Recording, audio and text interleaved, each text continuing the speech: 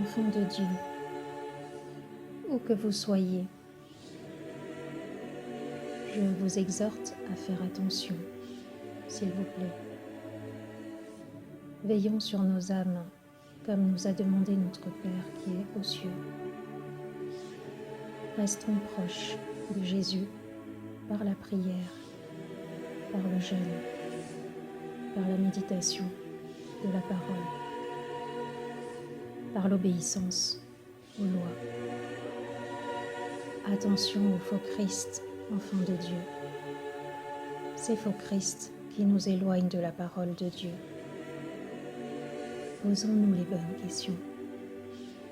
Demandons-nous plus que jamais qui nous suivons, qui nous voulons suivre. Est-ce le Jésus de la Bible ou un faux Christ?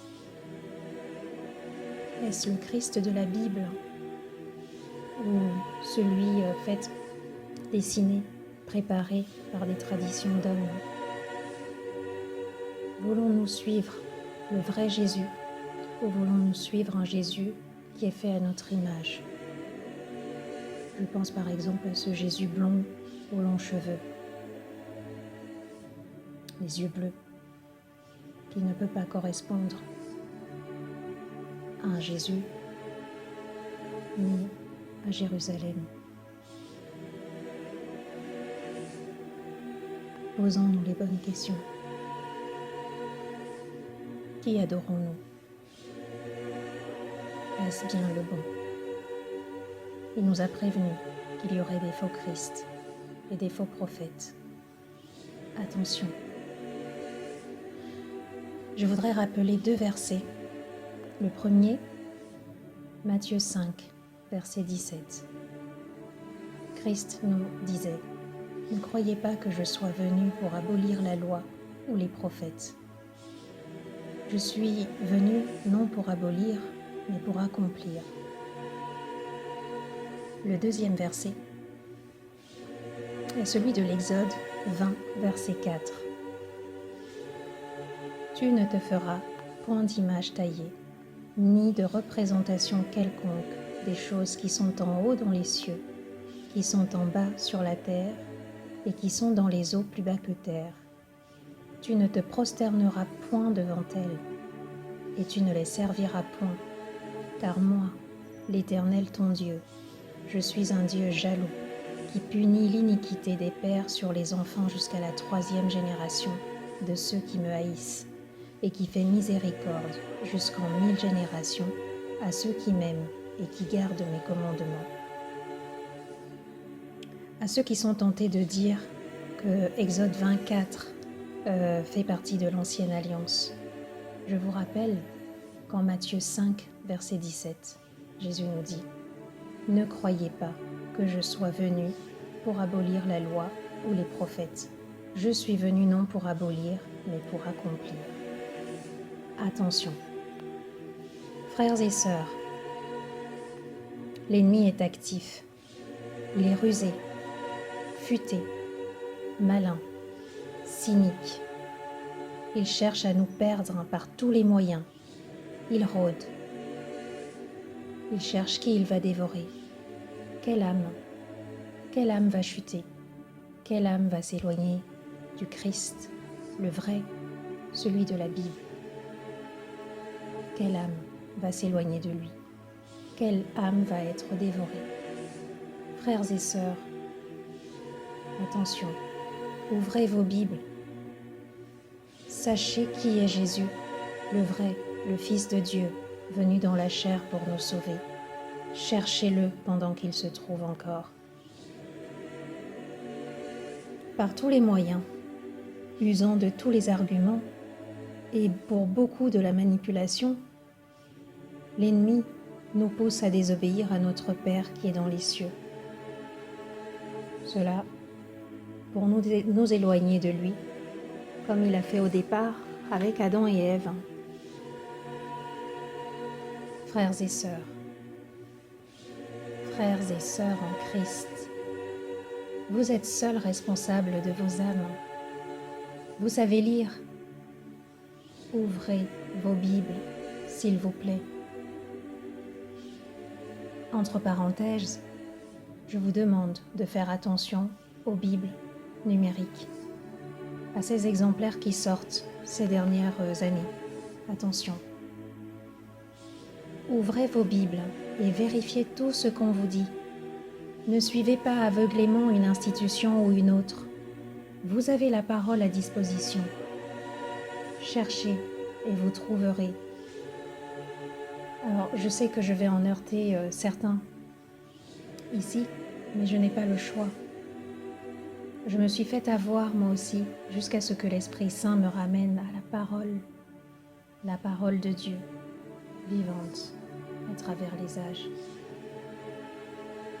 Exode 20, verset 4.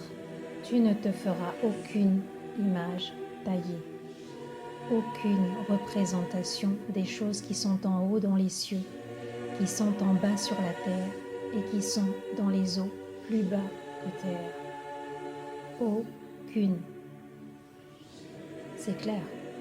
Frères et sœurs en Christ, enfants de Dieu, aucune représentation, aucune image taillée de quelque nature que ce soit, nous a dit notre Père. Ce qui veut dire pas d'image ou de statue, même de saint ou de la Vierge Marie, pas de croix, pas de croix quelle qu'elle soit, aucune image. Pas d'image non plus de soi-disant Christ, faux Christ. Rien, aucune image, aucune représentation. Exode 20, verset 4. Que celui qui a des oreilles entende. Je sais que je peux choquer certains, mais s'il vous plaît, ouvrez vos Bibles et vérifiez.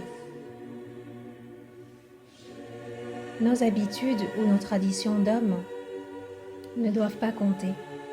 Seul compte le commandement de Dieu, notre Père, créateur de toutes choses, de l'univers visible et invisible. Frères, sœurs en Christ, enfants de Dieu, réveillons-nous. Ne suivons pas aveuglément les conducteurs aveugles, les engences de vipères. Ouvrez vos Bibles, s'il vous plaît, et vérifiez. L'heure est grave. C'était là une première chose que j'avais à cœur de dire. La deuxième est la suivante. Mes frères, mes sœurs en Christ, pourquoi scrutez-vous les unes de certains magazines illustrés par ceux qui suivent l'ennemi, le père du mensonge? Faire cela revient à suivre l'ennemi, à lui donner de l'importance, à l'écouter, à croire que le plan de l'ennemi prévaut sur celui de notre Père, Dieu Tout-Puissant, Créateur de l'univers visible et invisible, et devant qui tout genou fléchit. Refusons cette tentation. Résistons. N'oubliez pas, en Luc 16, 13, Christ nous dit « Nul serviteur ne peut servir deux maîtres, car ou il haïra l'un et aimera l'autre, ou il s'attachera à l'un et méprisera l'autre. Vous ne pouvez servir Dieu et Mammon. »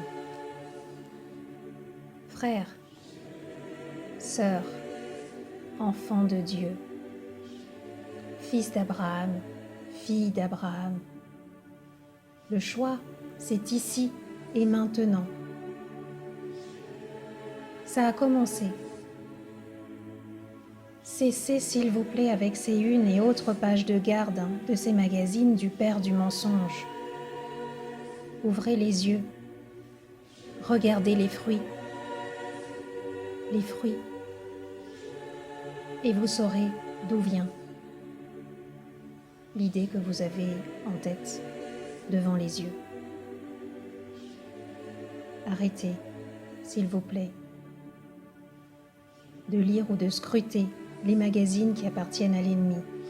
Faites attention à toute l'œuvre ennemie.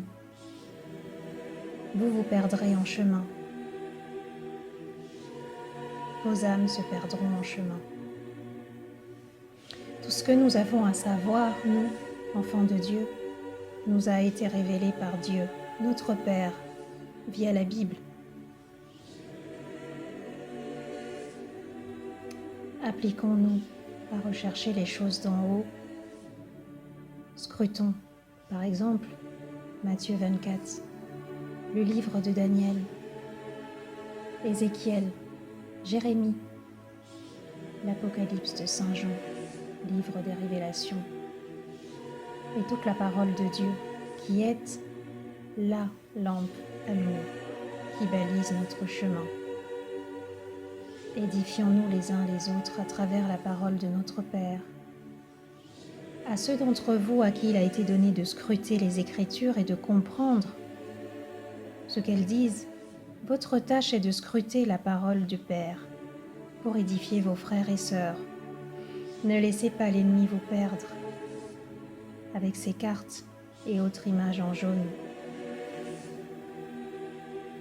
avec toutes ces astuces aussi perfides les unes que les autres. Car c'est un menteur rusé, perfide, cynique, un serpent, le serpent antique. Son plan ne prévoit pas sur le plan de Dieu, notre Père qui est aux cieux. Le plan de l'ennemi, le plan de l'autre, le plan du serpent, le plan du grand dragon ne prévaut pas sur le plan de Dieu, créateur de toutes choses. Attention à ne pas adorer la créature plutôt que le Créateur. Frères, sœurs en Christ, enfants de Dieu, recentrons-nous sur l'essentiel, la parole de Dieu, notre Père Tout-Puissant, qui vit et règne au siècle des siècles. L'Éternel est mon berger, je ne manquerai de rien. Il me fait reposer dans de verts pâturages. Il me dirige près des eaux paisibles. Il restaure mon âme. Il me conduit dans les sentiers de la justice, à cause de son nom. Quand je marche dans la vallée de l'ombre de la mort, je ne crains aucun mal, car tu es avec moi. Ta houlette et ton bâton me rassurent. Tu dresses devant moi une table en face de mes adversaires. Tu oins d'huile ma tête et ma coupe déborde. Oui, le bonheur et la grâce m'accompagneront tous les jours de ma vie et j'habiterai la maison de l'Éternel jusqu'à la fin de mes jours.